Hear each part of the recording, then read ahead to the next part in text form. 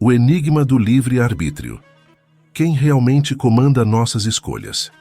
Imagine o seguinte cenário. Aqui à sua direita está uma suculenta maçã e à esquerda uma banana madura. Você tem que escolher uma delas. Parece uma decisão simples, não é? Você pode pensar que é uma escolha completamente sua, mas será que o livre-arbítrio é tão inquestionável quanto parece? Apenas um grupo de átomos que reagirá a um determinado estímulo de uma forma que possa ser predeterminada? Se você pegou uma banana e voltarmos no tempo, se o livre-arbítrio realmente existe, você deve ser capaz de mudar de ideia e escolher a maçã em vez de pegar a banana. Mas e se eu te disser que se formos voltar no tempo nas mesmas circunstâncias, você vai pegar a banana de novo? E se eu contasse a você que eu posso dizer qual dessas duas opções você vai escolher 300 milissegundos antes que você realmente escolhe com 100% de precisão? No ano de 1980, Benjamin Libet, um fisiologista, usou um eletroencefalograma para mostrar que você pode ler e dizer que alguém está prestes a se mudar 300 milissegundos antes de decidirem em sua mente consciente para realmente se mover. Isso significa que antes de decidirmos que queremos mudar, o nosso futuro já foi decidido para nós em nosso subconsciente e só pensamos que tomamos a decisão depois que já foi tomada. Em um estudo semelhante, os participantes foram questionados para pressionar um dos dois botões enquanto olha em um relógio com uma sequência aleatória de letras em uma tela. Com o uso de uma ressonância magnética funcional, eles descobriram que duas regiões cerebrais dos participantes mostraram qual botão que eles pressionavam de 7 a 10 segundos antes que tomassem conscientemente essa decisão. Os resultados desta pesquisa só provam uma coisa. Alguns segundos antes de pegar a banana ou a maçã, seu cérebro toma essa decisão para você.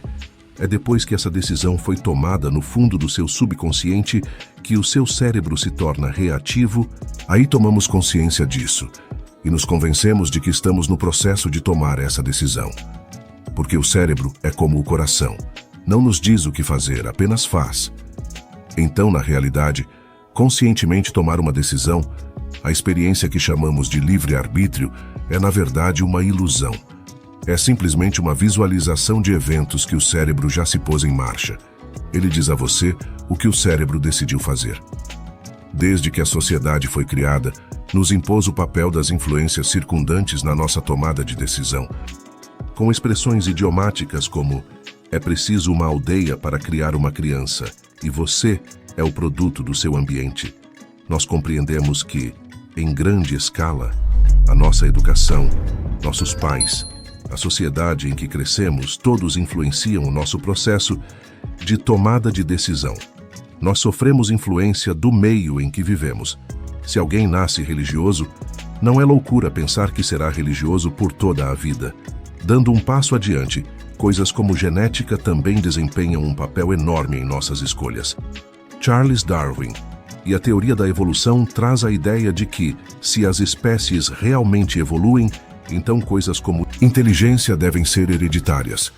O livre-arbítrio é uma jornada no mundo da moral e da responsabilidade. A capacidade de discernir o certo do errado é o que nos define como seres humanos. No entanto, há séculos filósofos e estudiosos têm debatido se nossas escolhas são verdadeiramente livres ou se estão sujeitas a influências incontroláveis, como genética, ambiente e experiências passadas. A neurociência moderna traz uma nova perspectiva ao livre-arbítrio. Estudos sobre o cérebro revelam padrões de atividade cerebral que antecedem nossas decisões conscientes. Isso nos leva a questionar: nossas escolhas são realmente livres ou são influenciadas por processos cerebrais previsíveis? A inteligência é uma característica que nos ajuda a melhorar nossas decisões. E enquanto você pode estudar duro para saber mais do que a média das pessoas, em sua maioria, o quão inteligente você é não está totalmente em alta para você. Então, algumas pessoas não conseguem ter certeza de escolhas inteligentes. Não porque não o façam quererem, mas porque seus genes são limitados. Nesse caso, você diria que a pessoa tem a liberdade de fazer essas escolhas inteligentes? Porque na realidade não.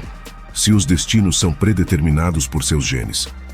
Como podemos todos ter verdadeiramente a liberdade de decidir nosso destino quando não recebemos cartas iguais desde o começo? E não são apenas as cartas que somos, é também a capacidade de jogar essas cartas. Alguns simplesmente nascem melhores jogadores do que outros. Quando você olha para o conceito de livre-arbítrio criticamente, toda a ideia parece desmoronar muito rapidamente. Na verdade, os pesquisadores chegaram à conclusão de que acreditar no livre-arbítrio é como acreditar na religião. Nenhum deles concordam com as leis da física. Pense nisso. Se o livre-arbítrio realmente existe e se escolha não é apenas um processo químico, então por que coisas como álcool e medicamentos podem mudar completamente o comportamento de uma pessoa? Pior ainda, vimos doenças causarem transformações cerebrais, fazerem pessoas de especialista em pediatria a indivíduo com interesses impróprios. Domenico Mattiello já foi um respeitado pediatra. Há mais de 30 anos, era amado por seus pacientes e adorado por seus pais e todos na sociedade. Em uma reviravolta chocante, no entanto, em 2012, ele começou a ser julgado após ser acusado de estar fazendo avanços impróprios em direção a seus pacientes. Pesquisas neurocientíficas mostraram que Mattiello tinha uma neoplasia de 4 polegadas, crescendo na base de seu cérebro, que mudou seu comportamento. Em 2002 aconteceu algo parecido a um professor de escola americana. Ele de repente começou a ter impulsos impróprios em direção à enteada e foi preso. Em seguida, descobriu-se que ele tinha uma neoplasia crescendo na parte de seu cérebro que deveria ser responsável pela tomada de decisão. Depois que a neoplasia foi retirada do homem, os impulsos impróprios pararam completamente e pôde voltar para a família. Se o livre-arbítrio existe, por que remover uma neoplasia faz mudar a escolha de uma pessoa?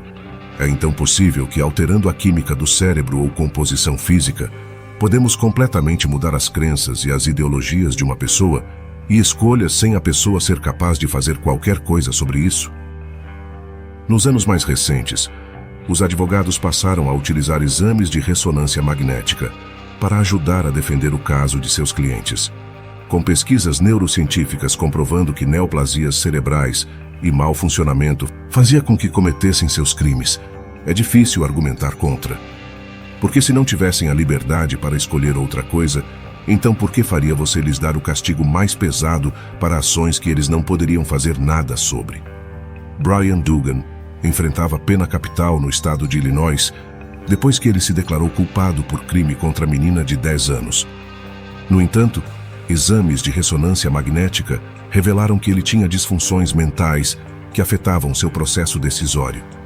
Seus advogados pleitearam com o tribunal para poupá-lo da pena capital, porque na realidade podemos realmente dizer que foi culpa dele?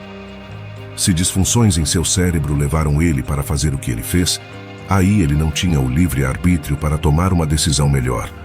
Enquanto ele estava no corredor da sentença, seu caso continuou a ser discutido, e como resultado, o estado de Illinois aboliu a pena capital. Alguns cientistas que ainda querem se agarrar sobre a ideia de livre-arbítrio argumentar que, enquanto é verdade que o subconsciente faz decisões para o consciente, ainda temos o livre-arbítrio para moldar o mundo inconsciente. E à primeira vista, isso faz muito sentido. Você pode ler um livro e uma ideia entra no seu subconsciente. Então, diante de uma escolha, a ideia que você leu sai do seu subconsciente, formando sua decisão consciente. No entanto, há uma falha nessa ideia. É como um paradoxo. Porque de onde então vem o desejo de mudar seu subconsciente lendo um livro? O desejo, assim como a escolha, vem do subconsciente.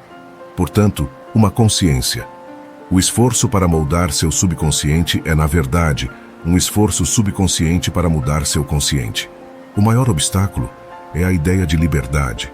A vontade, ou a falta dela, é moral. Se a moralidade se baseia no livre-arbítrio, e o livre-arbítrio não existe, então o que acontece com a moralidade?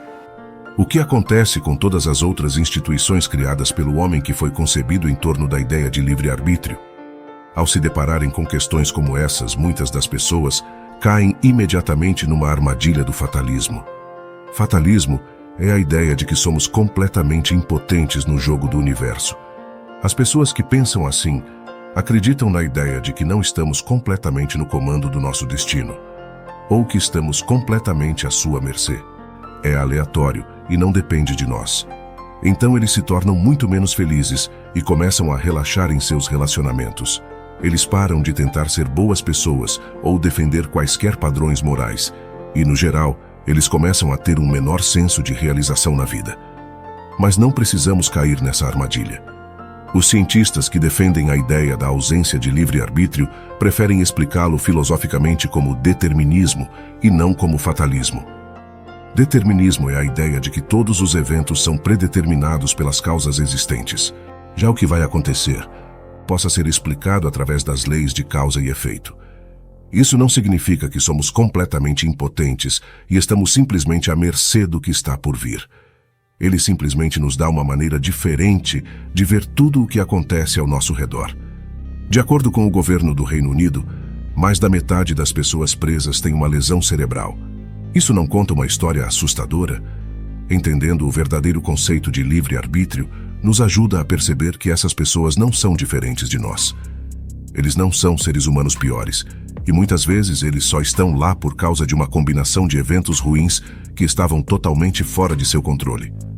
Da mesma forma, com o pensamento determinista, também mostraria mais humildade ao falar sobre nossas conquistas, porque agora entendemos que somos simplesmente um produto de nossas experiências passadas. Isso nos ajuda a ter empatia por pessoas que não estão numa posição semelhante à nossa e nos ajuda a reduzir nosso senso de direito. Se as pessoas em mais altas posições na sociedade não atribuem a todos o seu sucesso apenas aos seus esforços pessoais, eles são mais propensos a ajudar e retribuir aos outros. Eles são mais propensos a fazer mais pelos outros, esperando que eles possam ser capazes de recriar os fatores que os ajudaram a ter sucesso. Se você está ficando assustado ou confuso agora, é totalmente compreensível. Até os cientistas que estudam isso há décadas acham muito perturbador. É uma dificuldade, é coisa de enrolar a cabeça porque vai contra tudo o que a sociedade se constrói em torno disso. O livre-arbítrio é a base da nossa sociedade. É o que determina quem tem razão e quem está errado, quem recebe os elogios e quem merece ser punido. Um homem que tirou a vida de outro homem merece passar o resto de sua vida na prisão. E que alguém que trabalha duro merece viver uma vida boa. E esse é o medo de espalhar a ausência de mensagem de livre-arbítrio. Muitos cientistas acreditam que se um número suficiente de pessoas estiver ciente dessa ideia, poderia literalmente acabar com a sociedade como a conhecemos. Por que alguém arriscaria sua vida para salvar outra pessoa, se depois que ele tiver feito as pessoas vão apenas dizer: bem, ele não decidiu por si mesmo fazer isso, então ele não merece nenhum elogio. A realidade é, o elogio e o castigo são dois fatores enormes que ajudam a influenciar nossas decisões. Então, se nós os removermos da nossa sociedade, nós pavimentamos o caminho para péssimas ações e outras ainda piores.